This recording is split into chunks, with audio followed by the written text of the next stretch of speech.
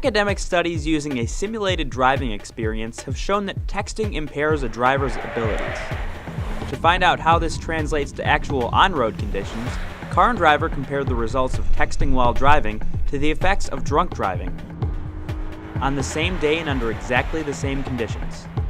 We measured the driver's reaction time to a light mounted on the windshield at eye level, meant to simulate a lead car's brake lights.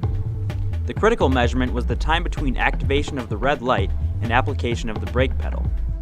The two test subjects were 22-year-old web intern Jordan Brown and 37-year-old editor-in-chief Eddie Alterman. First, we tested the driver's regular reaction time to establish a baseline. Next, we ran the same tests while the drivers read and returned text messages. After runs at 35 and 70 miles per hour, they took a cocktail break. Get me some vodka, sir. Vodka and orange juice got our two dedicated professionals to slightly over the legal blood alcohol limit of 0.08%. We then put them behind the wheel and ran the test without any texting distraction.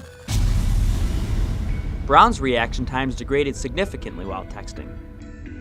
At 70 miles per hour, a vehicle travels 103 feet every second, and Brown's worst reaction times while reading at that speed put him about 30 feet down the road versus 15 feet while drunk. Alterman fared much, much worse. While reading a text and driving at 35 miles per hour, his reaction time nearly tripled. Moreover, his two hands on the phone technique resulted in some serious lane drifting. While you're texting and driving, time disappears. You're concentrating so hard on reading and texting that you completely ignore what's happening in front of you. It wasn't until I looked up consciously to see the simulated brake light that I reacted.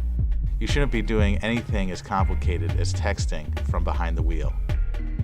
You know, I'm not incredibly surprised to find out that the text messaging while driving is dangerous, rather how much more dangerous it is than most people think and how it compares to being legally drunk.